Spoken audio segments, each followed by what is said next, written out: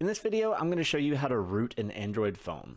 Having a rooted phone is really important if you're wanting to do a lot of the things that I talk about on this channel, because it gives you root permissions and allows you to access a lot of the parts of the file system on the mobile device that you wouldn't have if you didn't have root. I've talked about Android emulators on this channel before, and those are great if you're just like a beginner and maybe you don't have access to physical devices. You can get pretty far just with emulators, but having a physical rooted device is going to give you a lot more freedom and let you do a lot of things that you might not be able to do with that emulator. So for this video, I'm going to be rooting a Nexus 5X device, but this process can actually be used for any Nexus or Google Pixel device. Since those Nexus and Pixel devices are directly from Google, it is a little bit more of a simple process to root those phones.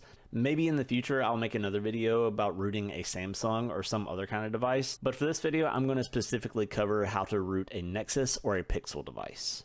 Normally when I would be working with a physical device like this, I would try to do a screen share so it would just be easier to see what I'm doing on the device. But because we're going to have to reboot the device and do a couple other things that are going to make it difficult to screen capture, I'm just going to use an overhead camera, and hopefully you'll just be able to see well enough what I'm doing on the device as I'm moving around the menus. But the first thing we need to do is enable USB debugging. So to do that, we're going to go to the menu and go to System and then About Phone. And don't worry if your menus don't look exactly like this. It may be slightly different depending on what version of Android you're using and what device and all that. But the important thing is to find where it has the build number of your device. And when you find that build number, you're going to tap it 7 times. And you may have been able to see right there that it popped up a little toast at the bottom of the screen that says you are now a developer. So when we go back to the system menu, we now see a new option that's listed that says developer options. And when we open that developer options menu, now we're going to be able to enable USB debugging. This is going to allow us to interact with our phone over a USB cable plugged into our PC. So after you've enabled USB debugging, then you can plug in your device into your PC with a USB cable, and then you can run this command adb devices. Once you do that, you should see this box pop up on your phone that says allow USB debugging. And we can click OK. And now if we run that command again, now instead of saying unauthorized next to our device, it says device. And this will allow us to run those ADB commands and drop into a shell and do whatever we need to do with our device, whether that's pull or push files to and from the device, install new apps, whatever we want to do. However, you may notice that when I run that shell command, there's a $sign prompt here instead of a £sign, which is what you would see if you were on a rooted device.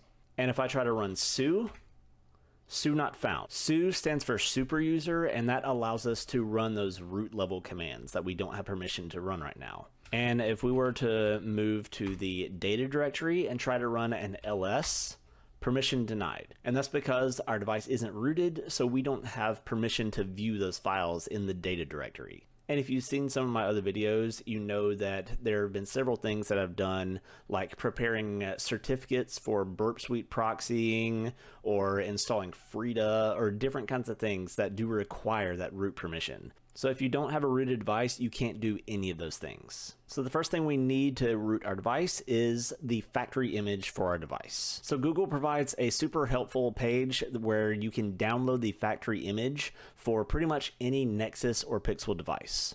Since I'm using a Nexus 5X device, I'm going to scroll down to Bullhead for Nexus 5X. And I'm going to go down to the most recent version of this factory image that they have available, which is 8.1.0, and I'm going to click on link to download that image. Once you download that factory image, you should have a zip file that has the name of that image. So I'm going to run unzip to extract those files. Once I extract those files, I should see another zip file inside that directory that I just extracted. So I'm going to run unzip to extract those files as well. After that, you should have a boot.img file inside that directory. Once you have that file, you're going to use ADB to push that file onto the file system of your Android device. I'm going to push that file to my download directory by using ADB push, that file name, and then /SD card /download. The next thing we need is Magisk, which is an open source tool that you can get off GitHub. I'll have the links to all these things in the description if you want to check them out. So once I go to the Magisk GitHub page, I'm going to go to releases and look at the most recent release, which at the time of recording is version 26.1. And I'm going to scroll down and find the Magisk version 26.1 APK. Once I have that APK downloaded, I'm going to install it onto my Android device by running adb install and then the name of that APK.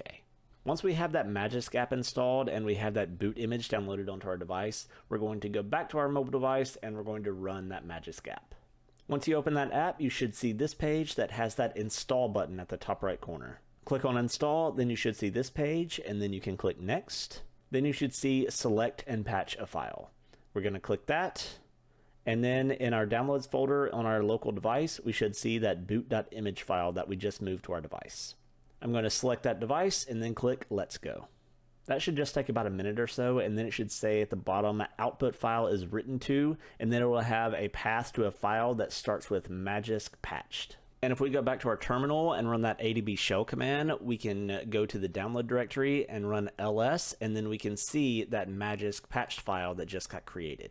Now that that file is created, we need to pull it from our Android device onto our PC. We're going to do this by running adb pull and then the path to that file. After we pull that file, now we need to reboot our device into fast boot mode. And we're going to do this by running the command adb reboot bootloader. Again, your device could look a little bit different than this depending on what kind of device it is, but you should see some sort of menu that resembles this in some way.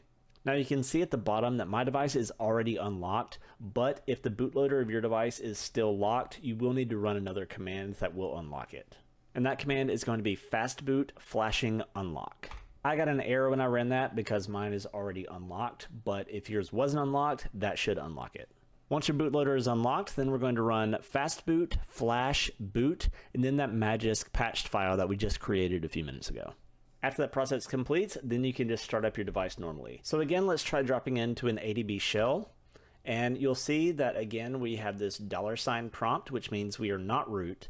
And if we go to the data directory and then hit ls, again we get permission denied because we're not root. But if we try to run su again, which will give us those super user permissions, this time instead of just outright denying us, it popped up this super user request, and we can click grant. And now you see, instead of having that $ prompt, we now have this £, which means that we are root. And if we run who am I, we are root, and we can run that ls, so we can now access those files in the data directory. So now we have full root permission on our device, and we can do all those things like install Frida and access different parts of the file system to install certificates and give anything we want, whatever permissions we need to have.